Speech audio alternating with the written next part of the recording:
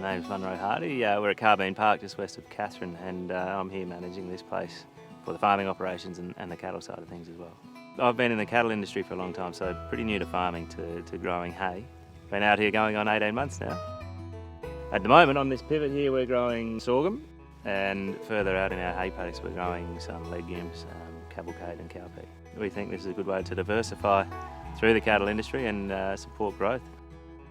I'd been looking at weather stations and technology like that and the probes for a while, but we just hadn't bitten the bullet yet until the NT Farmers Group suggested that we could do that under a trial and work together and look at the data and help grow and learn together, and it's been fantastic, been really helpful for us.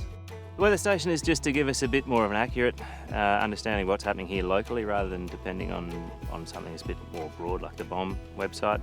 So it gives us a very accurate delta T, which is a bit of a window for when we should be spraying. It helps us identify the best time. Accessing that data is super easy. So while I'm away I can just easily log into that app and see the key things that are important to me. So at the moment, going into the build-up like we are, temperature is crucial for me. Also my evapotranspiration, so I'm really keen to know that so that we know how much water we need to be putting out with our centre pivot. And that really just helps me plan those key decisions around our program.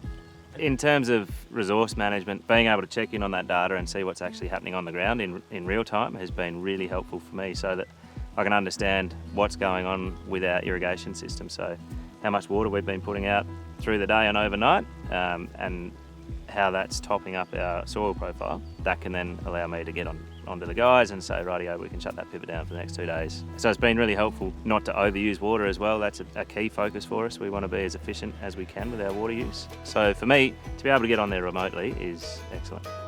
We've got 2 probes on this centre pivot irrigated paddock here, both on the outsides but in different soil types, and they've been really good at showing me how that soil moisture changes with different soil types.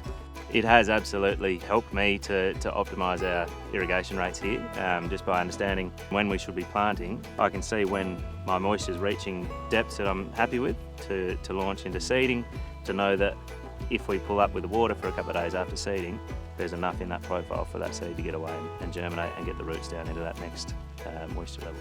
We didn't seed this until we knew that we had a full moisture profile going into it, so that we were confident to put seed in the ground and know that we wouldn't be wasting that seed if we had troubles with our irrigation. So we were confident to do that, absolutely. Cost-wise, we're still working through that. We're still working out what the best rate of irrigation is here against yield. But it will certainly come into play when we're pulling that data and interrogating that data. Once we've had these probes in the ground now and a weather station set up for a period of time, we'll be looking at historical data as we move forward through the years. Just to look at those trends for this period in particular when we're moving into that, into the build-up and temperature increases quite dramatically.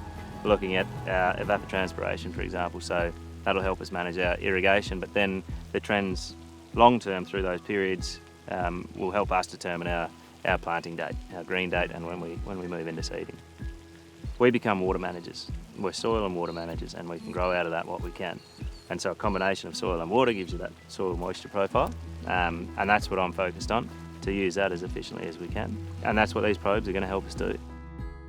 We got involved with the NT farmers just through some local groups and local connections, and been recommended to us to have a yarn to those guys. And they've been brilliant throughout my journey here and sort of launch into the farming side of things. Had a lot of support from them. If I've got questions about water, which I seem to do all the time, I can jump on the phone and request for some of that information. The team's been really good for me. Well, we wouldn't have had these probes or weather stations if it wasn't for the NT farmers, and they've been really helpful.